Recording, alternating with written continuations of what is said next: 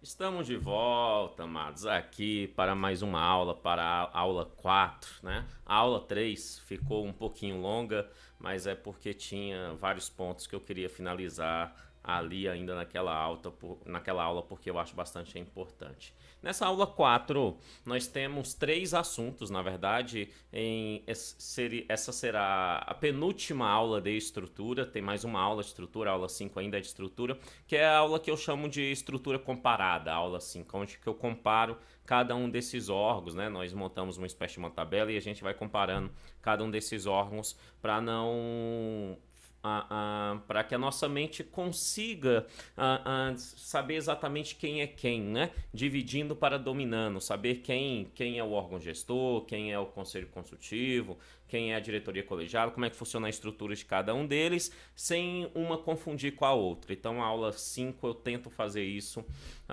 juntamente com vocês. Mas nessa aula 4 ainda é uma aula de estrutura, e nessa aula de estrutura nós vamos ver três estruturas, né? Bem pequenas, na verdade, não tem muito segredo essas estruturas, e a primeira delas é a estrutura que se encontra lá no artigo 11, que trata sobre o comitê gestor, né? E nesse artigo vai falar exatamente como que é formado esse comitê gestor. A primeira coisa que a gente tem que lembrar é que o comitê gestor está dentro dos órgãos colegiados, então ele é um colégio, e por ser um colégio ele tem um conjunto de membros. Não é isso? Ele tem um conjunto de membros. Agora, quem é que compõe o conselho gestor? Essa é a primeira pergunta que nós temos que fazer. Quem é que compõe esse conselho gestor? Na verdade, o item é bastante claro quando ele diz assim pra gente: o conselho gestor ele é composto por um conjunto de pessoas. Quem são essas pessoas? Pelo presidente do IFAM. E olha, o presidente do IFAM também preside o conselho gestor. Então, o presidente do IFAM até agora, ele preside a diretoria colegiada, ele preside o conselho consultivo do patrimônio cultural e ele preside também o comitê gestor. Ele é membro e preside tais órgãos colegiados. Então é ele que vai presidir. Ele é membro do conselho gestor e preside. Mas além dele, quase que todo mundo dentro da estrutura, né, dos chefes da estrutura, quase que todos, não estou dizendo todos, quase que todos, né, vão fazer parte aí do comitê gestor. Então ele vai dizer, olha, também faz parte do comitê gestor os diretores de departamentos. Tá? Então, todos os diretores dos 5 departamentos que nós temos, né? Sendo um departamento seccional e 4 departamentos específicos e singulares, né? Mas são 5 departamentos, então 5 diretores desses departamentos vão fazer parte aqui do comitê gestor, são membros desse comitê. Além deles, o procurador-chefe, né? O procurador-chefe, lembra? O procurador-chefe é o chefe da Procuradoria Federal que está lá dentro dos órgãos seccionais, né? Nós temos a Procuradoria Federal nos órgãos seccionais, ele vai fazer parte, daqui a pouquinho a gente vai ver quem é esse procurador-chefe, daqui a pouquinho ainda nessa aula, né? O procurador-chefe também faz parte do comitê gestor, ele é membro do comitê gestor, e quando eu falo que é membro, amados, a gente tem que entender, membro significa que são pessoas que têm direito à palavra, à voz e voto. Então todos aqui votam nesse comitê gestor, dentro das demandas do comitê gestor, perfeito? Então, o procurador-chefe faz parte também, também vai fazer parte todos os superintendentes, né? A estrutura regimental, o decreto, vai falar que nós temos várias superintendências como órgãos descentralizados, né? Mas não diz quantas. Então, para fins de provas, todos os superintendentes de todas essas superintendências vão fazer parte aqui também como membros do comitê gestor, né? E por fim, mas não menos importante, também vai fazer parte os diretores das unidades especiais, que também são lá os centros, né? São os centros, são unidades descentralizadas, juntamente com as superintendências são descentralizadas e são os centros. E aqueles centros têm os diretores e esses diretores fazem parte do comitê gestor. Então, os membros do comitê gestor são o presidente do IFAM, que preside, né? Os diretores dos departamentos, né? Também vai fazer parte, o procurador-chefe lá da Procuradoria Federal, que é quem defende juridicamente o IFAM, né? Procurador-chefe, os superintendentes e os diretores das unidades especiais vão fazer parte desse comitê gestor. Perfeito? Mas o regimento ainda vai dizer mais uma coisa, o decreto vai nos dizer, a estrutura regimental vai nos dizer mais uma coisa, que na ausência ou impedimento desses membros, eles serão substituídos pelos seus substitutos legais. Então, ele vai dizer que eles têm substitutos legais. Só não vai dizer como que eles são escolhidos, mas eles existem, né? Então, tá logo aí abaixo, ele deixa claro que nas hipóteses e afastamentos, impedimentos dos membros do comitê gestor, por algum motivo eles não podem ir para a reunião, eles irão ser representados pelos seus substitutos legais, perfeito? Esse é o termo correto, pelos seus substitutos legais, Tranquilinho o tópico 1, de boa, né? Bem de boa aí o tópico 1. O tópico 2 também é bem tranquilo, ele vai dizer que o comitê gestor, ele vai se reunir ordinariamente, então a reunião do comitê gestor vai se reunir ordinariamente a cada 6 meses. É por isso que ele diz que as reuniões ordinárias do conselho do comitê gestor serão semestralmente, perfeito? Então, a cada 6 meses, semestralmente, terá, não necessariamente a cada 6 meses, mas em cada semestre, é melhor a gente entender assim, em cada semestre, semestralmente, terá que ter obrigatoriamente uma reunião, pelo menos uma reunião do comitê gestor. Por quê? Porque aqui é claro, as reuniões ordinárias, ou seja, aquelas pré-estabelecidas, serão feitas semestralmente. Bem tranquilo, né? Mas além das reuniões ordinárias, nós sabemos que poderá ter reuniões por convocação de reunião extraordinária. A reunião extraordinária está aí no tópico 3º. As reuniões extraordinárias, elas serão mediante convocação. Toda reunião extraordinária precisa ser convocado por alguém. E no caso do comitê gestor, quem pode convocar as reuniões extraordinárias, é o presidente, né? O presidente pode convocar aí as reuniões extraordinárias do comitê gestor, tá? Mas além do presidente, também poderá ser convocada uma reunião extraordinária pela maioria de seus membros. Então, quando nós falamos maioria de seus membros, nós estamos falando de maioria, maioria absoluta, né? Então, a maioria de seus membros, a maioria absoluta, eles podem também convocar, ou seja, eles fazem lá um documento de convocação, tendo a assinatura da maioria dos membros, mesmo que o presidente não queira, mas tendo a assinatura da maioria dos seus membros, pode ter uma reunião extraordinária do comitê gestor. Então, reunião extraordinária convocada pelo presidente ou maioria dos seus membros e reunião ordinária, pelo menos a cada semestre, né? Uma vez a cada semestre aí tem que acontecer a ordinária. A ordinária já de forma pré-estabelecida. De boa? Tranquilo? Bom demais. Mas se tem reunião, nós temos que saber que existe quórum. E aqui tem um dos grandes segredos. Qual é o quórum mínimo para o comitê gestor? Qual é o quórum mínimo para o comitê gestor se reunir? Qual é o quórum mínimo para que o presidente diga estar aberta a reunião? Vamos começar os nossos trabalhos. Esse quórum mínimo aqui no comitê gestor é de 50% dos membros. Ou seja, para ter reunião do comitê gestor, não precisa de maioria. Precisa ter apenas a metade. E isso está aí no seu tópico 4, quando ele fala, o quórum mínimo... O quórum mínimo para as reuniões do comitê gestor será de 50% dos seus membros. Então não precisa de maioria. A reunião do comitê gestor não necessita de maioria. Necessita apenas exclusivamente de ter 50% dos respectivos membros. Simples assim, tá? Então 50% é suficiente para esse quórum. Agora, se tem quórum, tem deliberação, votação, decisão. Então, se tem decisão, é necessário estabelecer a quantidade mínima dos votos para que tal matéria seja aprovada.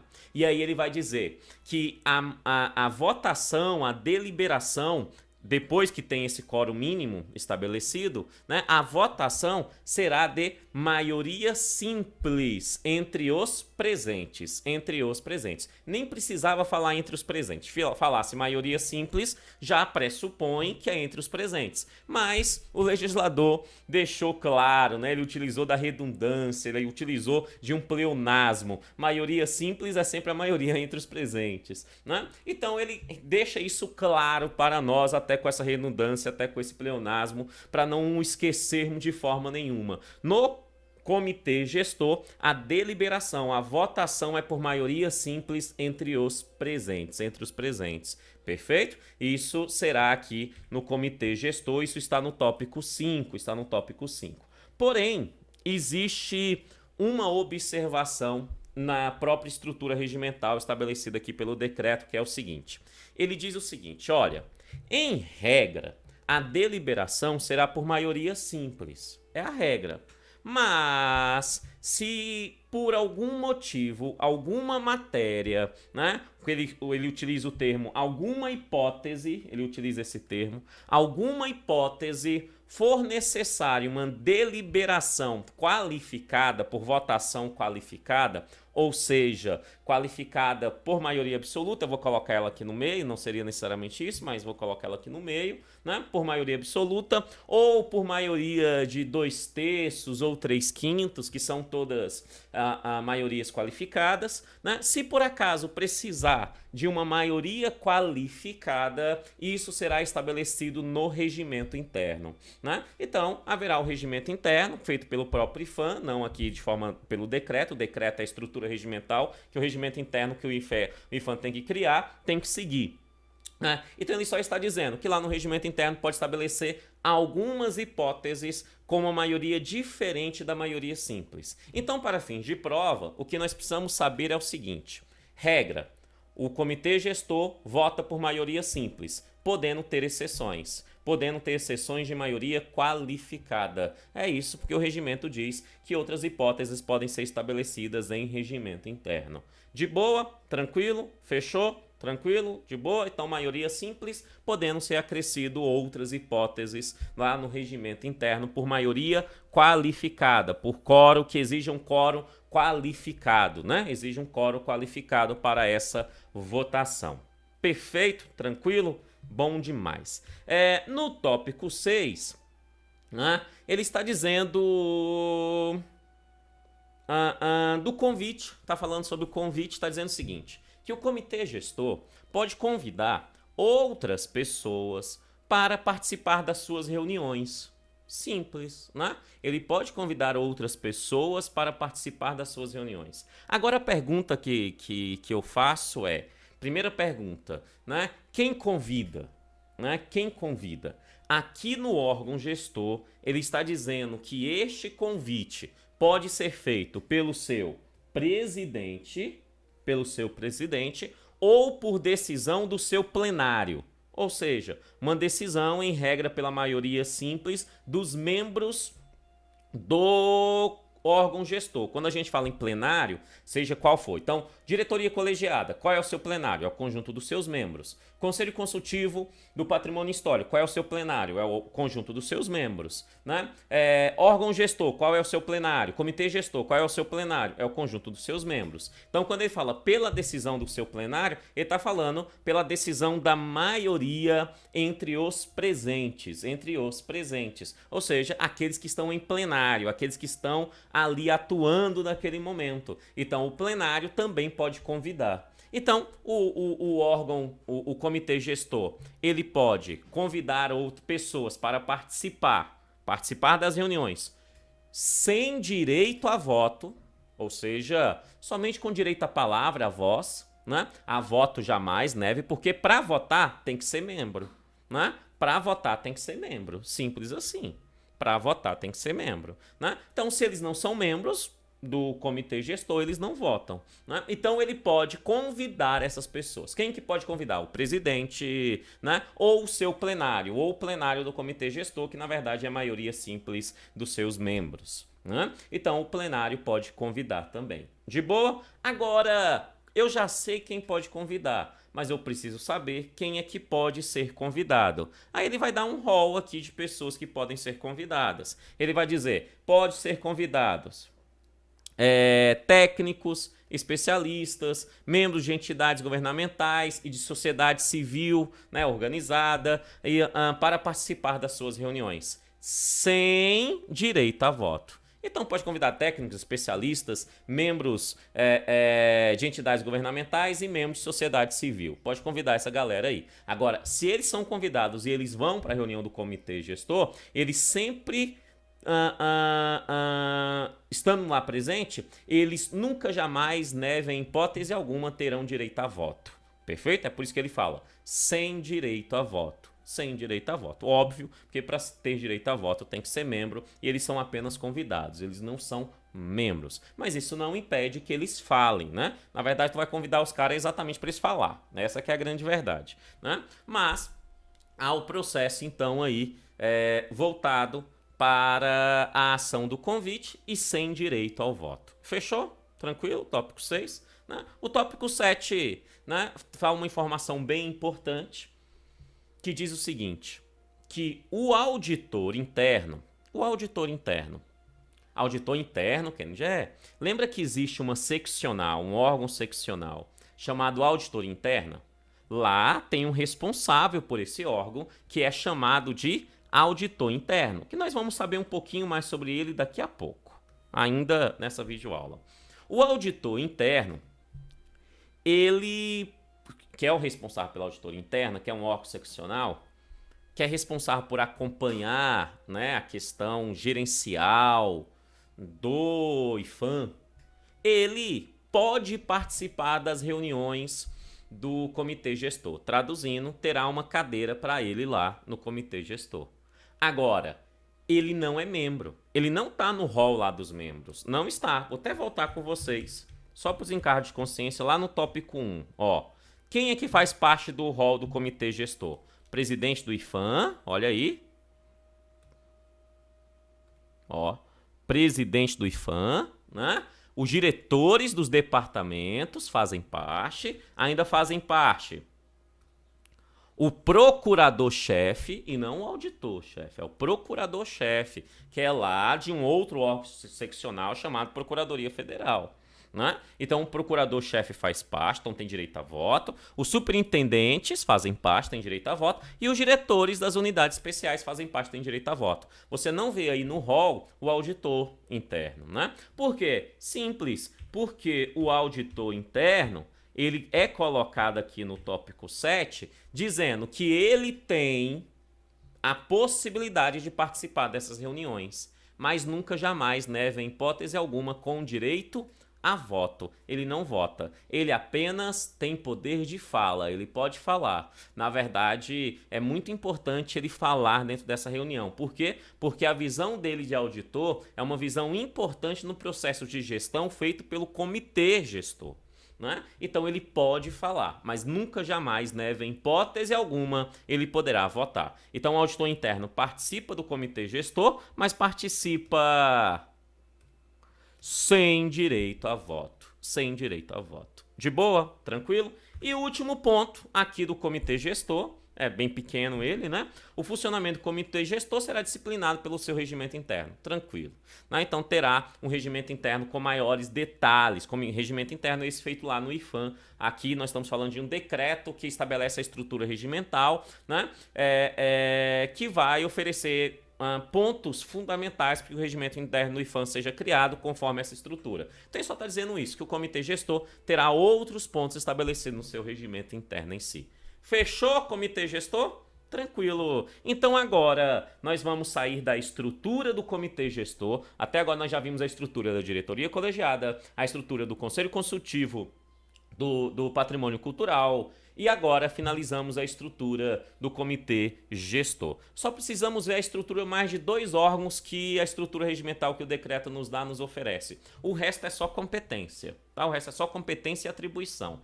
Perfeito? Então, quais são esses 2 órgãos? Estrutura bem tranquila, ambos lá no artigo 4º, só uma informação de cada um deles. Um deles é a Procuradoria Federal e o outro é a Auditoria Interna, tá? Então, vamos para o órgão seccional da Procuradoria Federal. O que é que eu tenho que saber sobre esse órgão? Vamos direto para o ponto, porque é bem simples a sua percepção.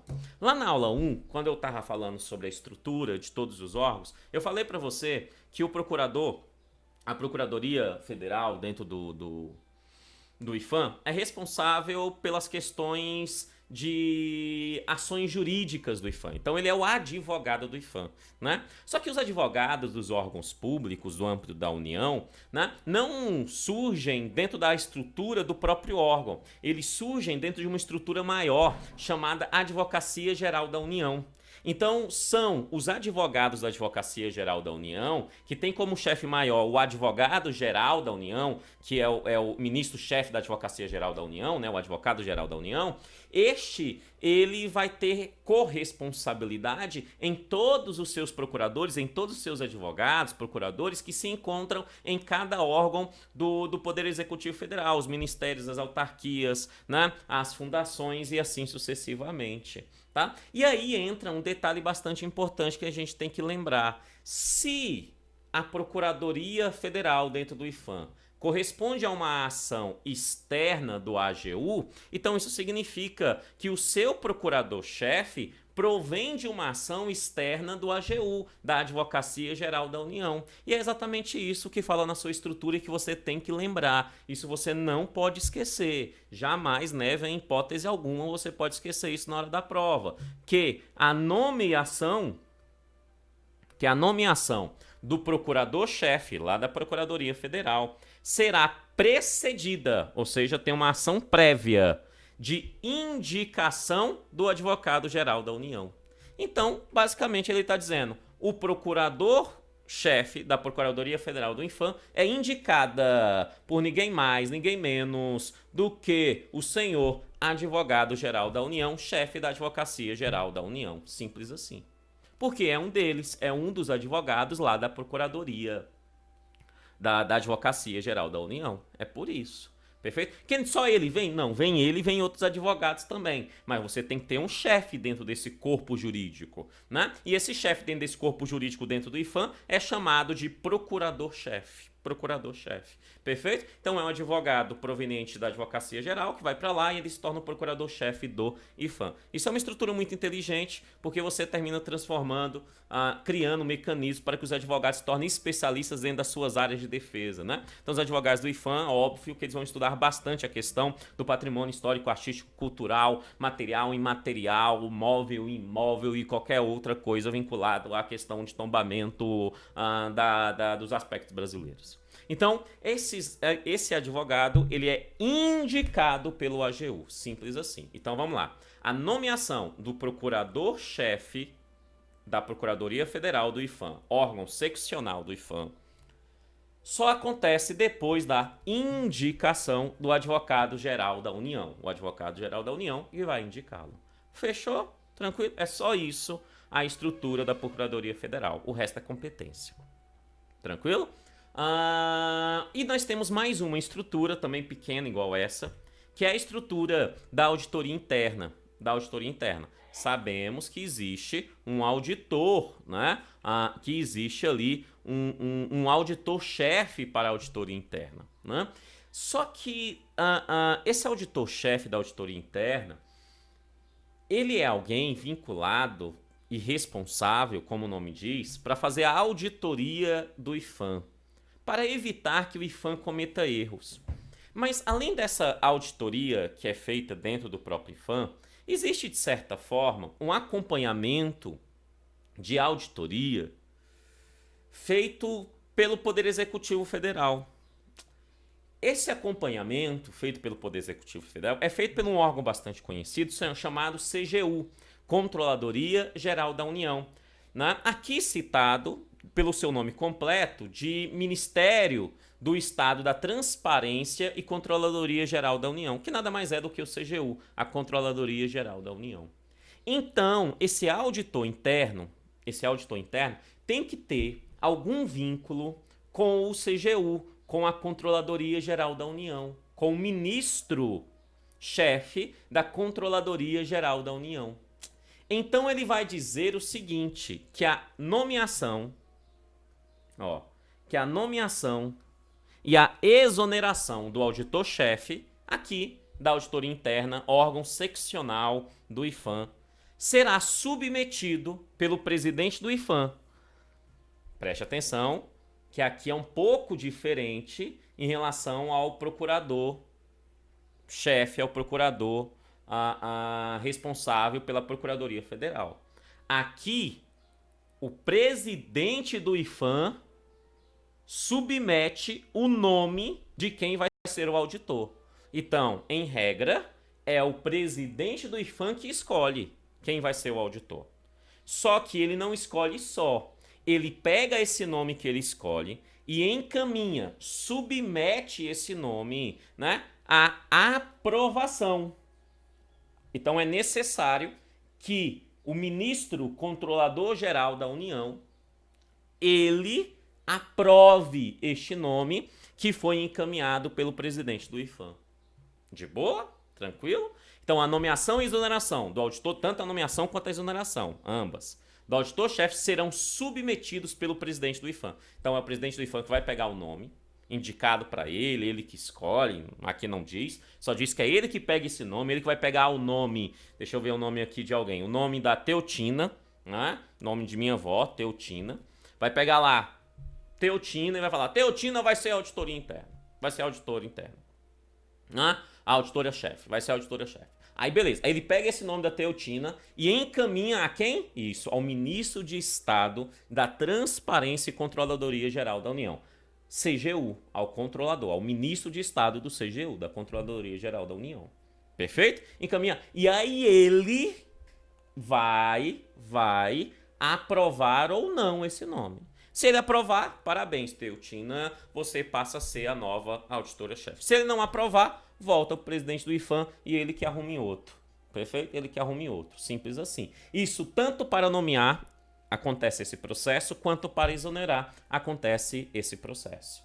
Fechou? Então passa pela controladoria. Repito, é diferente do que nós vimos em relação ao, voltando aqui, ó, ao procurador-chefe.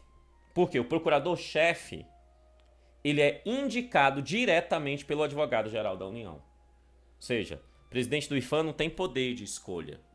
Ele nem escolhe para submeter, não. Ele é indicado pelo advogado-geral da União. Ou seja, a nomeação é precedida pela indicação. Então, antes de nomear ele como procurador-chefe, é necessário que haja a indicação do advogado-geral da União. Tranquilo? De boa? Agora, quando a gente fala do auditor-chefe não. O presidente do IPHAN vai encaminhar o nome ao ministro de Estado da Transparência e Controladoria Geral da União. Esse ministro de Estado aprova ou não. Aprovando, se torna auditor-chefe. Não aprovando, o presidente do IPHAN que arrume outro para submeter novamente ao Controlador-Geral da União. Fechou? Tranquilo? Bom demais da conta. Então vamos para mais um momento de fé. Vamos dar as mãos, porque nós vamos responder exercícios. Questão número 1. O comitê gestor será composto, entre outros, pelo auditor-chefe da auditoria interna do IPHAN. O item 1 está? Isso mesmo, amados. O item 1 está errado, porque o auditor-chefe não faz parte do comitê gestor.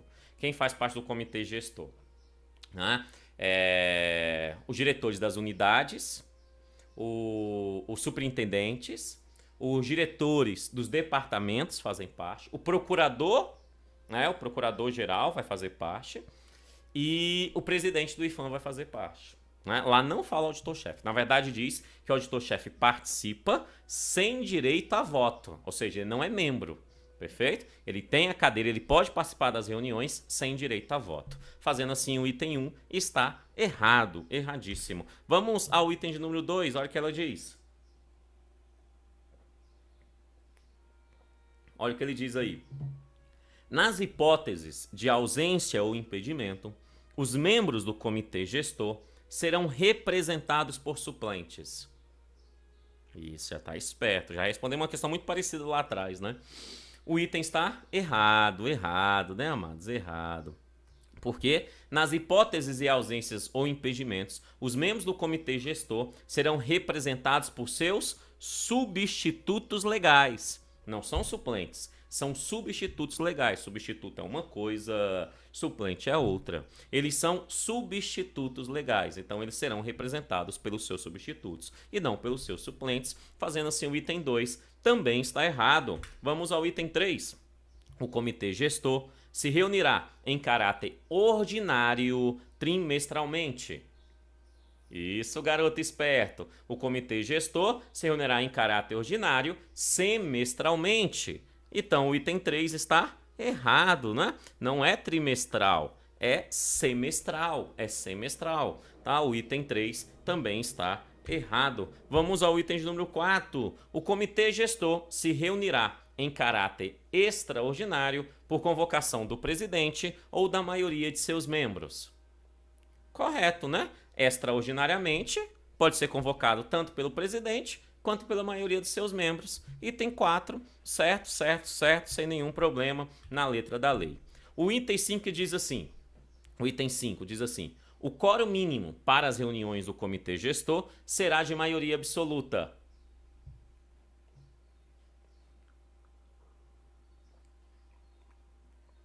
O item está?